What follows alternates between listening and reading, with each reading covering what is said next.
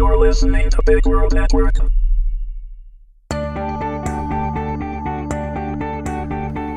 Accidental Passion, Episode 3, Last Supper. Read by Meagan Hedin. Warning. Although there is no material subject matter within that couldn't be found in any general bookstore with no age constraint, this series is rated 18 and contains adult situations and content. It is intended for mature audiences only and should not be read if you are uncomfortable with graphic sexual intimacy. It didn't take Rick long to locate Ryan's jet at the Belize City airport. Finding out where he was staying with Kim would be a little more difficult, but he was determined. As he looked through the airport chain-link fence at Ryan's corporate jet, his mind wandered again to thoughts of Kim. There was no doubt she would finally see his sincerity and realize he was the one for her, after coming all this way to find her, despite the distance and cost. He knew it was necessary if he didn't want to lose her for good, and that justified his actions. He would make her see that she was safe with him, that the things he had done had only been done to bring them together, and that he had never done anything to harm her. She would see. He would convince her. Rick stood with 3 other people, waiting for the single-engine turboprop to shut down after taxiing onto the ramp, so they could board it for the short flight to San Pedro. Learning from the airport fueler that Ryan and Kim had boarded a similar flight to the island had been much easier than he had anticipated. He had simply posed as a friend of Ryan's and made enough small talk to get the information without having to ask directly. The 3 men waiting with him were obviously college kids on vacation from the States, and he was becoming restless with their banter while they waited for the pilot to escort them to the small aircraft. When the young pilot finally approached them, he introduced himself as Chaz with a clearly American accent. Collecting their boarding passes, Chaz escorted the 4 of them to the airplane and helped them board through the rear air stair while loading their bags into a storage compartment in the tail. Rick had reservations about riding in such a small airplane, but he knew there was no way around it unless he wanted to lose a lot more time taking the scheduled boat from the mainland. "Do you mind if I sit up front with you?" Rick asked. "No problem," Chaz replied. Again, Rick felt a pang of anxiety as he made his way to the front seat beside Chaz. This guy couldn't be all of 25, and he was walking around in shorts and flip-flops, yet he was going to fly them out to the island. Despite his reservations, they took off with no issues, and Rick could see the kid was smooth and comfortable manipulating the controls of the small aircraft. When they were leveled off and cruising over the water, Rick began to make conversation. "So where did you learn to fly?" he asked, speaking loud enough for Chaz to hear him over the sound of the turbine engine and propeller spinning in front of them. "Detroit." Rick looked over at Chaz in disbelief before asking, "Do you know Ryan McCoy, the author?" "Of course. We're friends," Chaz replied. "He got me this job." Rick smiled to himself. This was going to be too easy. The day had been wonderful, but the evening was proving to be even more special for Kim. The time with Ryan so far had been incredible. She was enjoying being able to talk to him and explore the relationship beyond the physical. They had walked the beaches for hours, often holding hands while Ryan talked about his family, flying and writing, and even at times discussed past relationships. Kim had felt such an openness with him and was so comfortable that it seemed natural to open up about her life. The only subjects they avoided were Rick and Kevin. She had only mentioned that her marriage was empty, but left it at that. As the sun began to set, they returned to Ryan's place, and Kim was surprised to find that Marcus had prepared a meal for them and had set up a romantic table with a white cloth covering it, right on the beach. Kicking off their shoes, they walked out through the back door, over the patio, and right into the sand with their bare feet, enjoying the feeling of the still warm sand between their toes. As they sat down, Marcus lit several tiki lights placed in the sand around them and set a stainless steel pail down with ice and a bottle of white wine in it. "Would you like me to open this?" Marcus asked. Ryan held out his hand to take the bottle opener. "No, thank you, Marcus. I can manage." Marcus seemed to discreetly disappear into the darkening evening while Ryan fumbled with the bottle, trying to peel the covering away. Kim laughed. "You never were a waiter, were you?" "Actually, I was, just not a very good one. Anyway, I prefer the screw tops." After finally opening the bottle, he filled Kim's glass, then his, before placing the bottle back into the ice bucket. Lifting his glass in a toast, he smiled at Kim, his eyes twinkling in the light of the torches. "To the passion of life."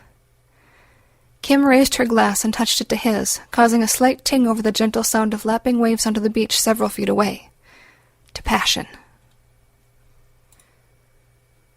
After finishing their meal and watching the sun completely disappear beneath the horizon, Kim sat silently with Ryan, enjoying the sound of the water and the gentle sea breeze. It was a perfect evening. She looked across the table while taking a sip from her wine glass and smiled warmly at Ryan.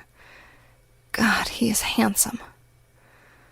Ryan returned the smile, stood up, and took 2 steps in the sand so that he was standing beside her. Taking her glass and setting it on the table, he then took her hand in his and guided her to her feet. She enjoyed the feeling of his fingers entwined in hers as they walked through the sand towards his home. The sand was much cooler now between her toes, with the sun no longer warming it, and, despite the warm evening, Kim felt a slight chill, which was more refreshing than uncomfortable. Still, she wanted to feel the warmth of Ryan's body next to hers, and soon. She didn't have to wait long.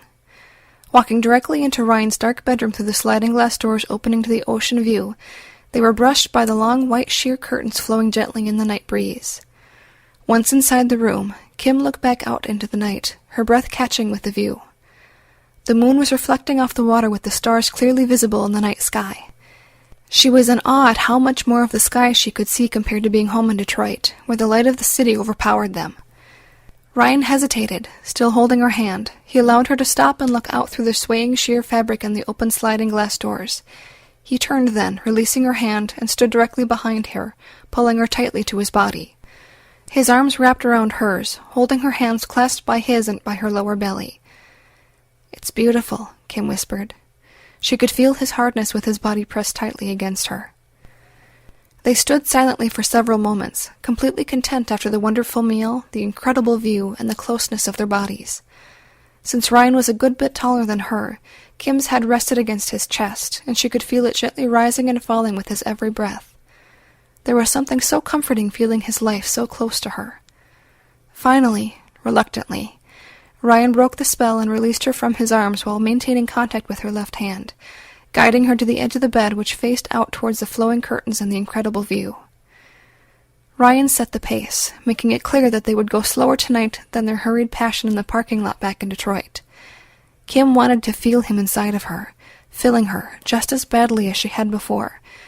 But now she would wait, able to take her time getting to know his body and enjoy his touch even more. Ryan slid his arms up her sides, taking her blouse with them while sending a chill through her body as he pulled it over her head. Trying to control her breathing, Kim stood facing Ryan as he undid her bra and removed it, exposing her breasts to him. Placing his hands on either side of her face just below her earlobes, he gently ran his fingers down her neck, over the front of her shoulders and down to her breasts, causing her nipples to harden from his electrifying touch. "Ryan," she whispered, encouraging him and expressing the passion and pleasure she was feeling. He leaned in, not removing his hands, but letting his thumbs gently rub her nipples as he kissed her passionately. "Kim," he whispered back, both playfully and affectionately, mimicking her. She felt the tip of his tongue penetrate her lips, finding hers as she ran her hands up his chest, breaking apart from their kiss only long enough to pull his shirt over his head. She let it drop to the tile floor, and then Ryan's lips found hers again. As she reached down to undo his shorts, Ryan moved his hands back up to her chest, over her shoulders and down her back, pulling her closer to him, never letting his hands lose contact with her skin. He stroked the small of her back with his thumbs before allowing his hands to slide down into her shorts, feeling the curves of her cheeks as he slid them down until they fell on their own to her ankles. Kim stepped out of them, just as she finally freed him from his shorts as well, holding his hard member in her 2 hands, stroking him. She knew the pleasure for him was immense as a soft moan escaped him through their renewed kiss. He felt so hard, and again, Kim became very conscious of how desperately she wanted him inside of her.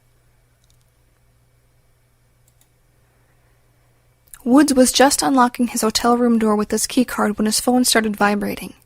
He finished inserting and removed the key quickly, waiting for the green light to appear. He pulled the handle down and opened the door while simultaneously fishing the phone out of his pocket. "Hello? Woods? This is Detective Reynolds." Woods tossed the keycard onto the dresser while trying to find the light switch to the room. "Detective, I haven't had much luck in locating Rick yet." "That's why I'm calling." The detective paused. How quickly can you get in touch with Kim and your friend? I'm not sure. They're in Belize, Woods answered, feeling apprehension rise within him. The detective answered flatly. So was Rick.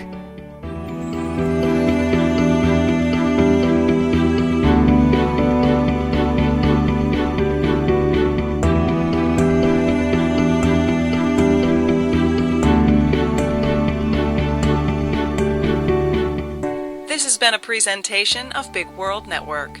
Visit us on bigworldnetwork.com for more free weekly series, or follow us on Facebook and Twitter. Thanks for listening.